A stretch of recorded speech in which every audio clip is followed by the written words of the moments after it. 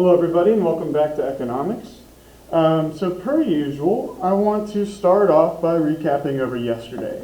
So yesterday we talked about opportunity cost, we talked about trade-offs, and just to recap, let's remember that trade-offs are all of the different options from which you can choose. So imagine that you're looking at apartments, right? You've got 10 different apartments that you've looked at. Those would be your trade-offs, right? You could pick one on the north end, the south end, Middle Brunswick, all of the different options would be your trade-offs. But let's say that you've got those apartments narrowed down to two. You like one a lot on the north end by the strike zone. You like an apartment on the south end, downtown area. All right, so whichever one of those you pick, the other one would be your opportunity cost. It's that next best thing that you're giving up. And so what we're going to look at today will kind of build on that. But first, let's recap a little bit with our pirate prep. So first off, if Joey decided to spend $10 to go to a football game, instead of going to a movie for $10, what was his opportunity cost? So we're looking at that next best thing that he's given up. All right, so I always like to start these by seeing what we can eliminate. So first off, let's see what we can eliminate because he didn't actually give it up. So if he decided to go to the football game, then of course that wouldn't be his opportunity cost because he is going. All right, so secondly, if he's deciding to go to the football game instead of going to the movie for $10, is there any situation in this in which he's actually leaving with $10? If the answer is no, well then that wouldn't be the opportunity cost either. So if we're looking at that next best thing that he's given up, it would be going to the movie. So if he's going to the game, then he can't also be at the movie. So by going to the game, his opportunity cost would be the movie. The $10 surely is a cost, but it's not an opportunity that he's giving up by making this decision. All right, and so what we're going to look at today is going to kind of build on this opportunity cost, and we're going to look at how to kind of chart it out a little bit. All right, and so the way we do this is with a production possibility curve. So the production possibility curve will map out two different choices and look at how these things are produced. So a way I like to look at this is to look at my favorite restaurant, which is Willie's Weenie Wagon. So they're mainly known for two things. They're known for their burgers, and they're known for their hot dogs. All right, let me double check real quick that you guys can see this okay. Sometimes the camera gets a little blurry.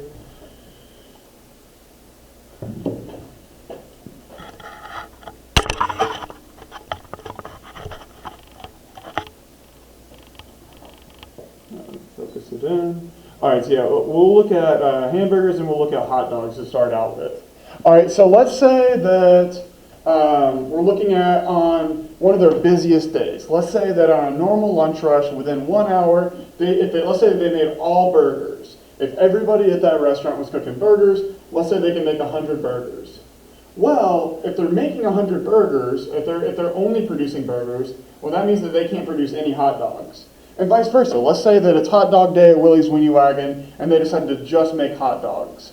Well, let's say that, since hot dogs are easier to make, within that given hour, let's say they can make 200 hot dogs. But if they're just making hot dogs, they're not going to be making any burgers. All right, so this point in the middle, this axis, represents 0. This is where they're not producing any of something.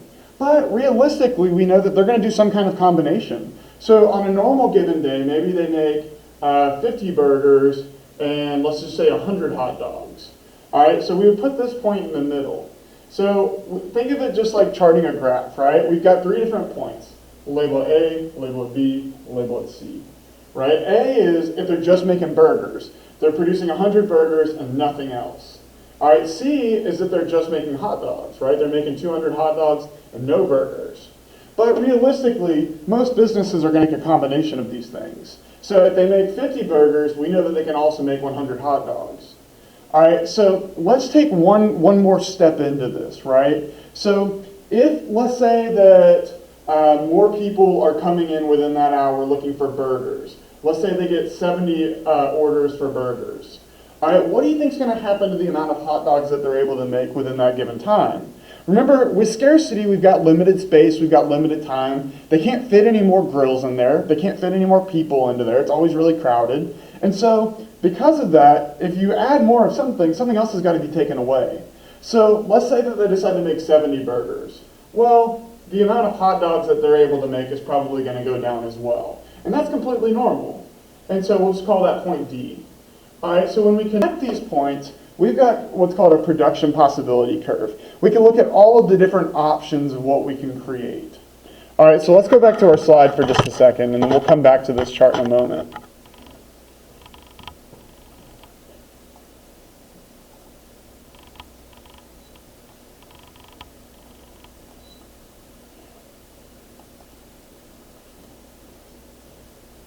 All right, so when we're looking at this production possibility curve, again, it doesn't have to be Willys. Let's go back to our guns and butter example, right? So the point made by Martin Luther King that we were talking about yesterday is that when the government increased their production of guns, they weren't able to provide as much butter as they were before, right? So the idea originally was, all right, we're going to put a lot in towards the butter. We're going to build hospitals, roads, new colleges, add jobs programs for people in inner cities, right?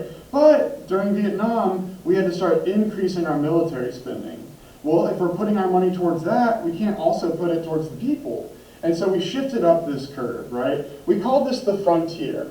If you think about the frontier in like a U.S. history context, right? You usually think of like the Old West. Well, that Old West was like the outermost boundary in which we expanded. A frontier is as far as we can go. You might have heard that space is the final frontier, right? The idea that eventually we're going to have to leave Earth. Eventually we're going to expand beyond our own world. All right, so a frontier is just as far as something will go. So if a business is producing on this frontier, they're doing good, right? As long as Willys is making, 100 burgers and no hot dogs, that's good. If they're making 200 hot dogs and no burgers, that's good. Or any kind of combination that we had up there. Let's say the 50 burgers and 100 hot dogs. That's good. They're maxing out the most that they can produce. Sorry, every time I move this camera, I kind of have to look back a little bit. Yeah, that's good.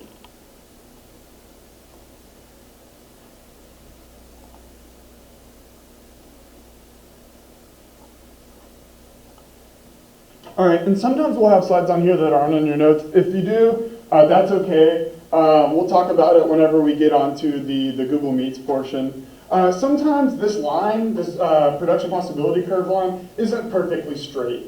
All right, and the reason for that is it's not always a one-to-one trade. We know that maybe it doesn't take the same amount of time to cook 2 hot dogs as it does 1 burger. Or let's look at Willys as another good example, right? If they wanted to increase their production, they're in kind of a hard spot right now. Some of you may remember about 5 or 6 years ago, they added something to the menu for like 2 or 3 months, and it didn't really sell that well. All right, they made tamales. If you didn't have them, they weren't that great, and that's probably why they ended up disappearing. But an issue with that is they didn't share any of the same productive resources, right? A hamburger and hot dog, they both need the grill, they both need the cooks, they have buns, they have ketchup. They kind of share all of the same factors of production, whereas a tamale really doesn't. And so they realized it just wasn't in their best interest to produce these tamales because they couldn't really use the same resources.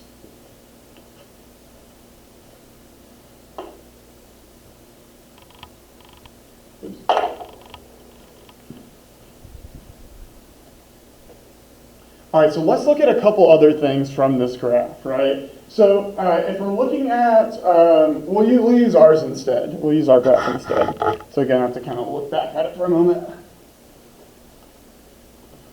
Yep, I missed it.